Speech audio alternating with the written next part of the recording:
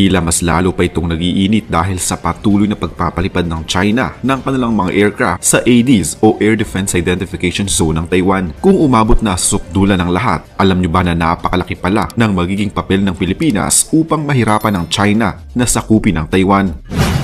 Pero sa paanong paraan kaya makakatulong ang Pilipinas sa pagpigil sa China na sakupin ang Taiwan? Gayong wala naman tayong sapat na armas upang tapatan natin ang China. Paano kaya tayo makakatulong sa Taiwan? Ang video na ito ay ganap na alas 5 ng madaling araw sa Bashi Channel. Ang Bashi Channel ay ang katubigan sa pagitan ng Mavulis Island ng Pilipinas at Orchid Island ng bansang Taiwan.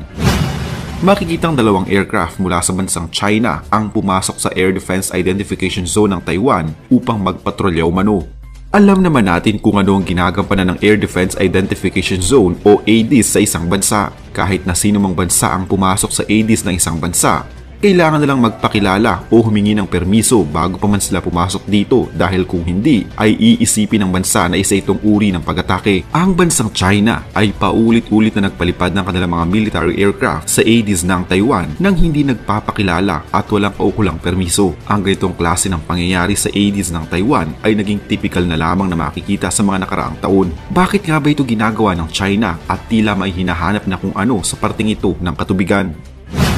Ito ay dahil sa kahalagahan ng Bashi Channel para sa China at Amerika dahil sa mismong lokasyon nito.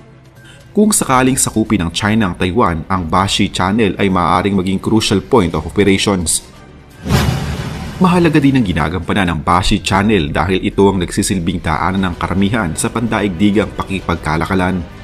Kung sakaling umabot na tayo sa senaryo na ang bansang China ay maghanda sa kanilang pagsakop sa Taiwan, una muna nilang pag-aaralan ay ang kabundukan na siyang naghahati sa isla ng Taiwan at ang tatlong pangunahing mga hangganan nito na naghihiwalay sa ibang mga bansa.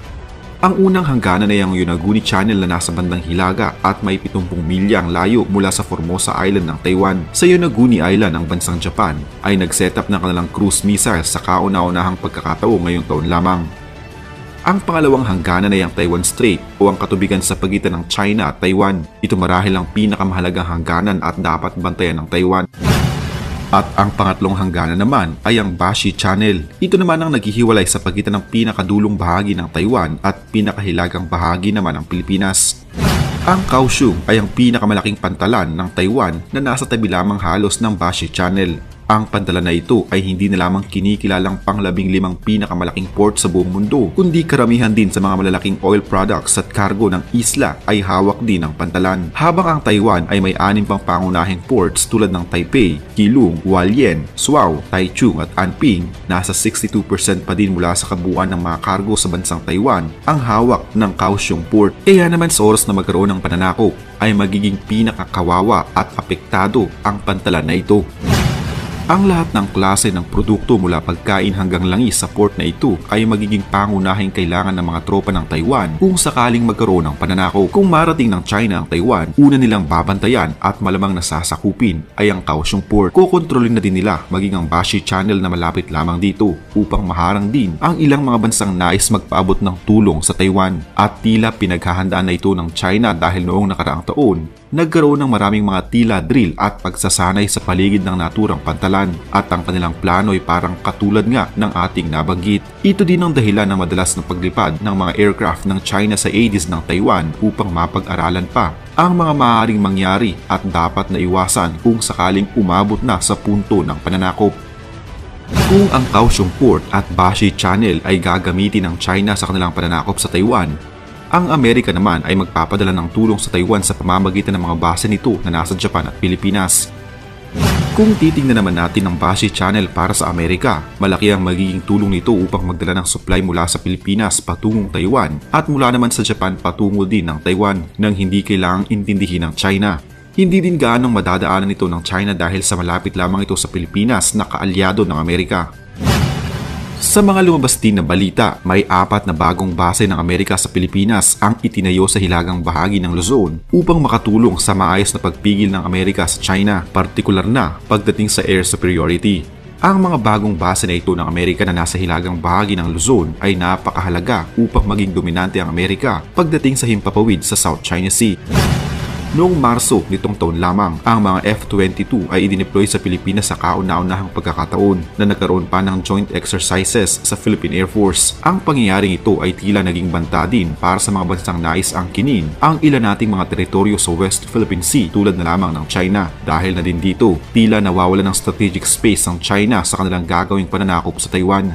Magiging mas madali kasi para sa China ang atakihin.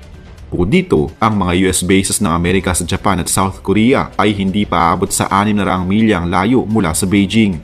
Sabihin na nating tila sumisikip na para sa China ang mundo at hindi na sila makakagalaw ng maayos.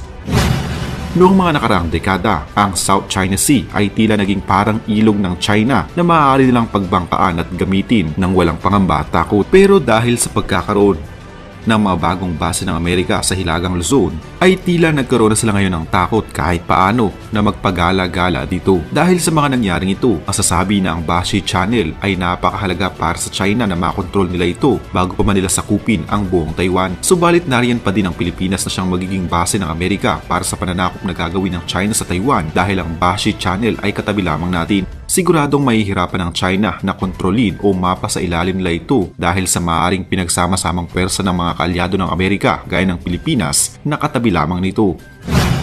Ang Pilipinas at ang Bashi Channel ay mahalaga para sa Amerika at China upang makontrol ang maituturing na main door mula sa Pacific Ocean patungong South China Sea. Mahalaga itong makontrol ng China upang masiguro nila ang kanilang strategic space na tinatawag at maritime border security. Ang pintuan na ito ay hindi na lamang mahalaga para sa strategic projection ng China, kundi magsisilbi din itong daanan o tubo ng mga datos at impormasyon sa ilalim ng karagatan. Sa katunayan, nasa 97% ng mga datos ang dumadaan sa submarine cable network sa Bashi Channel na nagsisilbing pintuan ng pagpapalitan ng mga datos sa pagitan ng Asia at ng North America.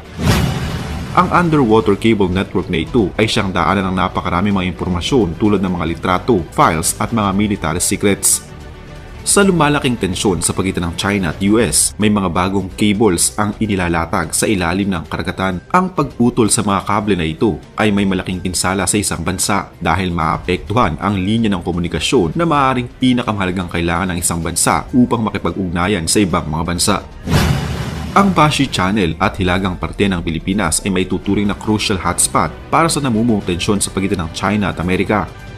Pero ang pinakamahalaga sa ngayon ay kung ano nga bang lagay nito sa ating bansa. Ang administrasyon ni Pangulong Ferdinand Marcos Jr. ay patuloy na nagsusulong sa pagpapanatili ng structured logistical presence ng Amerika sa West Philippine Sea. Pero ang tanong ngayon, hanggang kailan kaya hahayaan ng Pilipinas na manatilang presensya ng Amerika sa ating karagatan? Kung sakaling si dating Pangulong Duterte pa din ang nakaupo ngayon, ano kaya ang magiging lagay ng ating bansa? Hahayaan kaya niyang manatili ang Amerika sa Pilipinas?